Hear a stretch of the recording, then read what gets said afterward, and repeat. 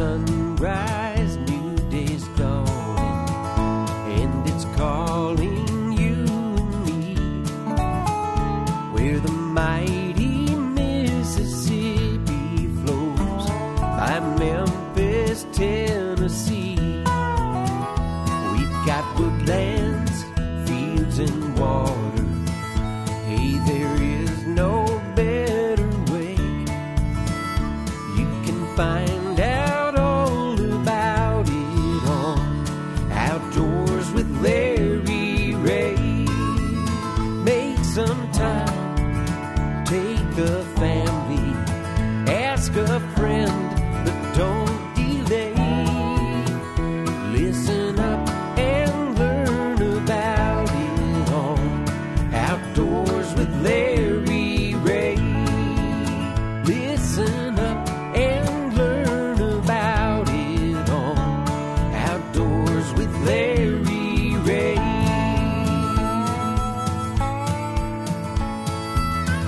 Good Saturday morning and welcome to another edition of the award-winning Outdoors with Larry Ray, brought to you proudly by the Tennessee Wildlife Resources Agency. Now, here's your host, Larry Ray.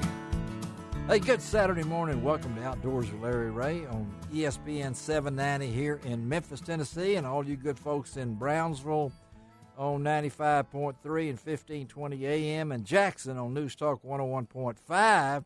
And this being for Saturday, it's BW. That's Bonus Wong. He is here. And we dressed alike. We dressed alike. We are going to post this. Our other co-host, of course, is Bill Cooksey. I'm not sure what Bill's wearing because he's in Jackson, Tennessee. But Bill, me, and Ron showed up with the same Hook shirt on. So, I mean, it's not the same shirt. We're not sharing a shirt. It is two different shirts. They look different. They look the same. Yes, we got to get you one, too, so we can at least think about you wearing it. But I did not tell Ron. You know people there at Hook. Well, I forgot. I didn't tell Ron to wear this, but he did. So, and it's when he. Bill, you know people at Hook. You're connected.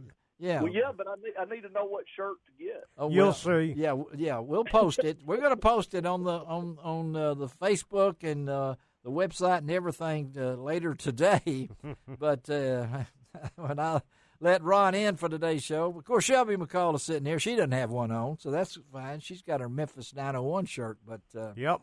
Anyway, for Saturday, lots of things going on, folks. This is the big weekend in Tennessee. But first of all, as Bill mentioned before we came on the air, we need to keep track of what's going on in the Gulf, Bill. I know you mentioned that right off, so because you've got a lot of emphasis on what's happening down in the Gulf with the hurricane and everything else. And so, I mean. Yeah, I mean, Larry, it looks like it has the potential to be a really bad one. Yes, yes. And obviously no one knows until one actually really gets there what's going to happen. But right.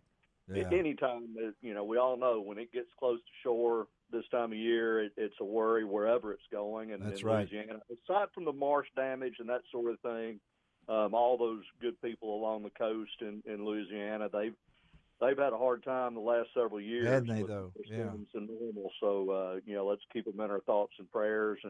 And hopefully this thing will diminish a little bit or something will happen to kind of switch it up a little bit and maybe not have as much damage as we're concerned about. It's crazy. I mean, we're in the prime time. I know that at the end of August, but it's been a rough time. But anyway, our thoughts and prayers, just like our friends up in Waverly.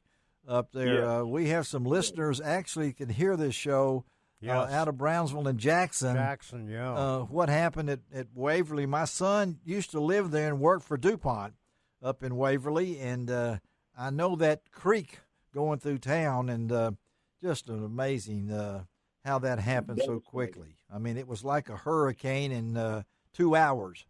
Yeah, so it's a devastating thing, obviously. Yeah. So our prayers go to those folks up there too. But we do have a lot of things going on.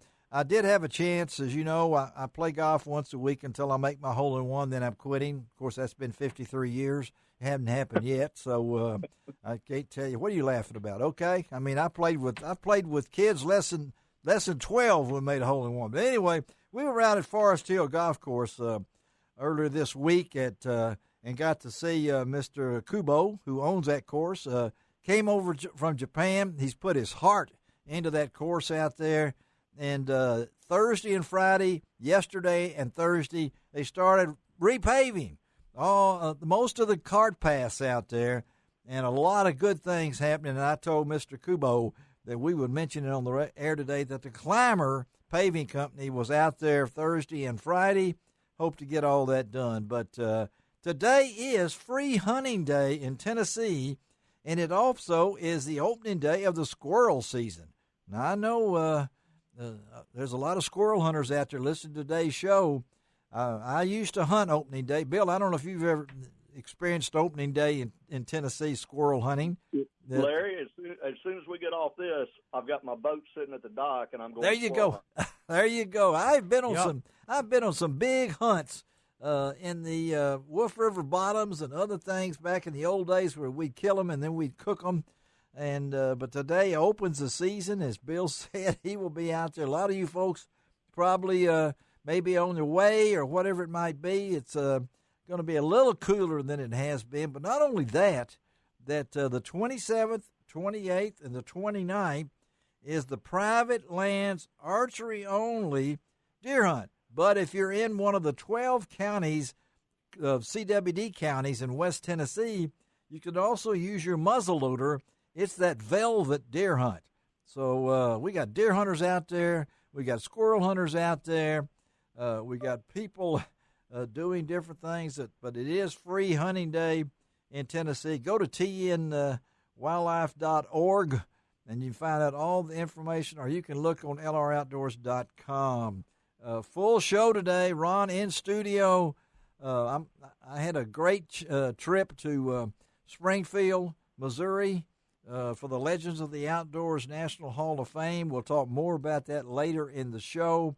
What a facility up there that they had that banquet in. Did you get a chance to go through the wonders of wildlife? I did not, Ron, because we didn't get there in time. But I had the chance to kind of sneak preview of it because the banquet hall, which is magnificent, they got a full buffalo, guys. Right. On the wall going into the Johnny Morris and Jenny Morris Convention Center there, and it'll blow your mind. But after all these years at the General Jackson in Nashville, moved it to Springfield, a great success, big crowd, a lot of our friends, and I was, it was really good. And you can still go. We'll talk. You can go to legendsoftheoutdoorstv.com, whatever it might be, and look it up. They did that live stream, and hear Keith Sutton's testimony about his 6 boys that he has and a trip they made. But only Jack Wells. Of course, Jack couldn't make it. We had Jack on last week's show because of COVID.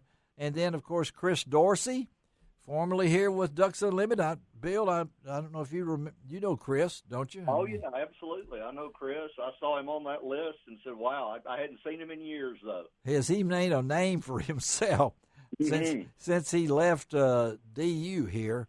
But he wasn't able to come, but everybody else was there except one notable person that everybody asked about. And he's sitting across from me wearing the same shirt I've got on. I just had too many things going on. Well, that's what Gary said. He said he talked to you. Gary Mason talked to you. And, but you were missed, Ron. I was thinking about, I wanted to go. I just couldn't make the time to do it. Well, you were there in spirit, I know. Absolutely. Because, everybody was asking about you when it came down to these ones that had won, and I had a chance to do that. We're going to talk a lot today. We're going to get the chance to talk to Bruce Aiken, retiring CEO for Bass, 10 years on the job at that, and we're going to talk to Bruce about what's next for him. Then again, we're going to talk about there is going to be a Legends of the Outdoors TV show. It's coming up, and we're going to talk to Gary Mason, and Abby Jo is the co-host, and Abby Jo is the granddaughter of David Hale of Knight and Hale. So how about that? Yeah, that makes me feel really old right there. But and then, of course, we're going to talk about a subject that Ron's familiar with, Bill's really familiar with, the evasive carp. And recently, what was it, Ron? 10 million pounds? 10 million pounds have been harvested so far. 10 million pounds. And a lot of the folks that, if you follow some of that, what they're doing on social media, a lot of the pleasure boaters are saying that they are no longer having fish jumping into their boats or into them. That's good. Now, and so that's good. It means they're kind of thinning out, but they're still there. Still a tremendous amount.